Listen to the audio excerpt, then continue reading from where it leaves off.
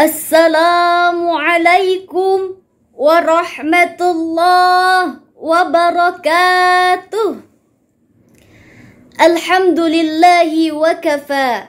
Wa usalli wa usallim ala sayyidina Muhammadinil Mustafa wa ala alihi wa ashabihi ahli sidqi wal wafa. Yang saya muliakan tentu saja para dewan juri yang arif lagi bijaksana.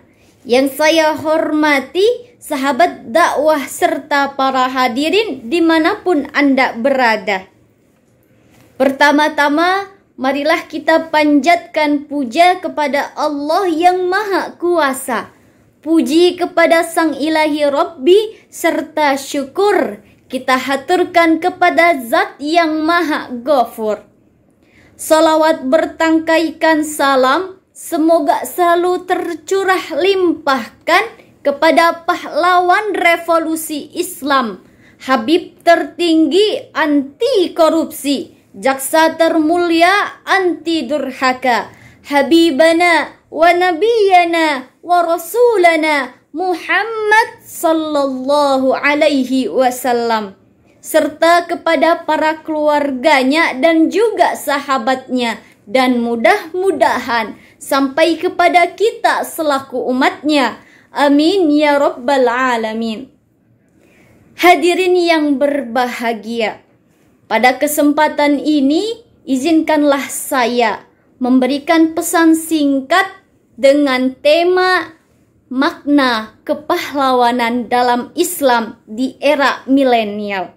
Adapun judul pidato saya kali ini ialah menjadi pahlawan masa kini. Hadirin yang terhormat, jika kita merujuk Kamus Besar Bahasa Indonesia, menjadi pahlawan ialah hal yang membuat seseorang atau siapapun yang memperjuangkan dan menegakkan kebenaran dengan tulus dan ikhlas, itu pantas dinamakan pahlawan. Hadirin yang berbahagia, dalam konteks kenegaraan serta kebangsaan, pahlawan sendiri memiliki makna ialah seseorang yang berjuang atas jasa-jasanya memerdekakan bangsa dan tanah airnya. Hadirin yang dirahmati Allah, dalam perspektif Islam, pahlawan pastinya memiliki kontribusi yang baik bagi orang lain. Karena ajaran agama kita ini memiliki implikasi yang baik bagi manusia bahkan seluruh alam semesta. Sebagaimana sabda Rasulullah sallallahu alaihi wasallam yang diriwayatkan oleh hadis riwayat Tabrani yang dikatakan oleh Jabir, bahwasanya Rasul bersabda, khairun nas anfa'uhum linnas. Artinya, sebaik-baik manusia ialah yang bermanfaat bagi manusia lain.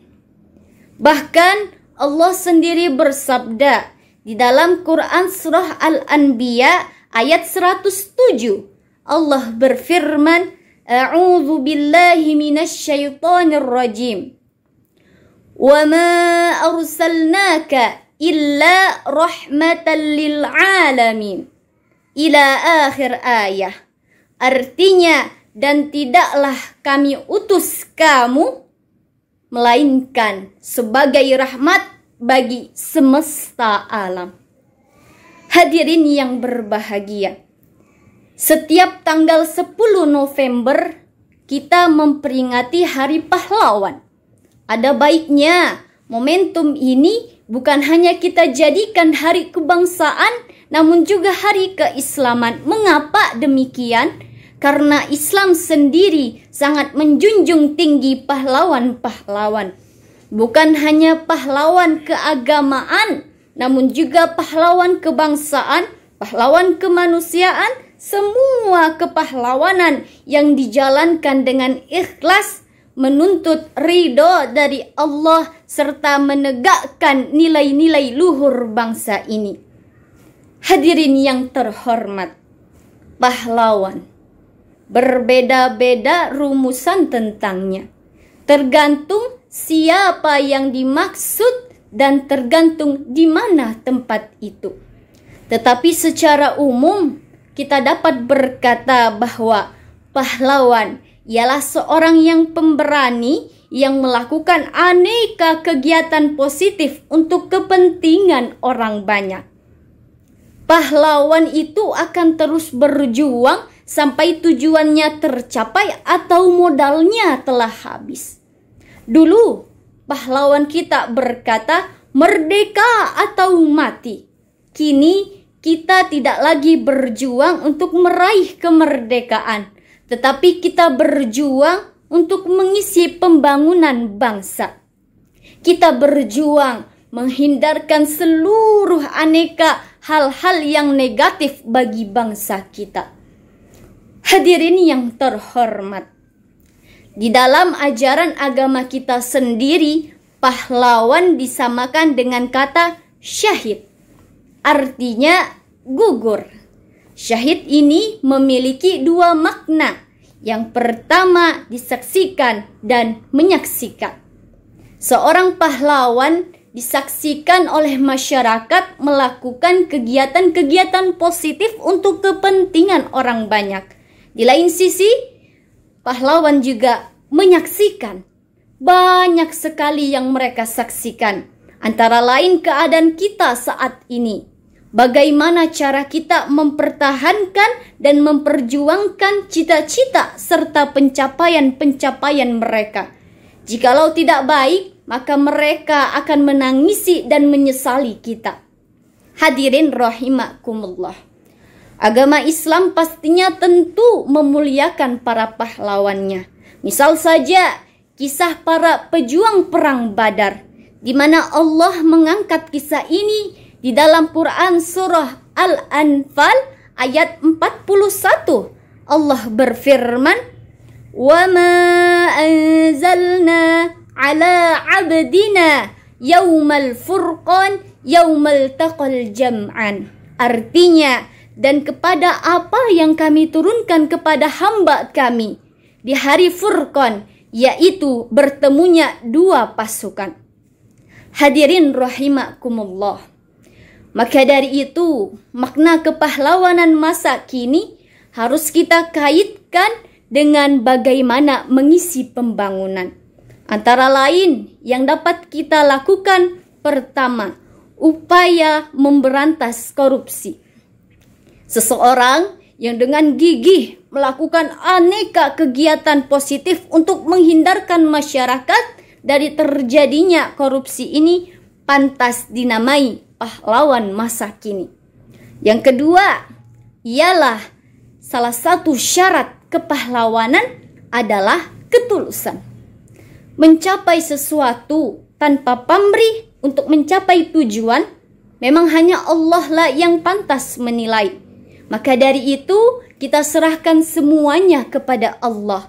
Boleh jadi seseorang yang telah kita katakan sebagai pahlawan, padahal di sisi Tuhan, ia bukanlah pahlawan. Hadirin yang berbahagia, maka dari itu, umat Islam di Indonesia ini harus menjadi satu kesatuan yang utuh agar memberikan dampak positif bagi bangsa ini sehingga tujuannya tercapai. Pahlawan akan terus berjuang mencapai tujuannya tanpa pamrih dan ikhlas. Itu merupakan pahlawan. Bukan seseorang yang baru tampil ketika pahlawan-pahlawan itu telah diunjuk terdepan. Mereka itu dinamakan pahlawan kesiangan.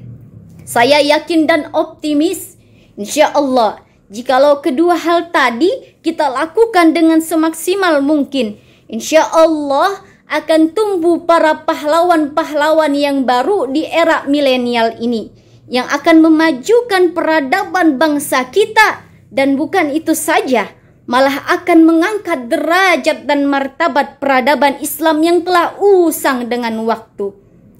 Begitulah hadirin pidato saya sampai di sini.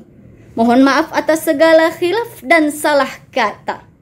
Bayi merangkak di atas tanah, merangkak hingga ke belakang rumah. Demikian pidato saya, semoga membawa berkah bagi lentera di alam barzah. Akhirul kalam, wabillahi taufiq wal hidayah, waridho wal inayah. Hadanallahu wa iyyakum ajma'in. Wassalamu alaikum warahmatullahi wabarakatuh.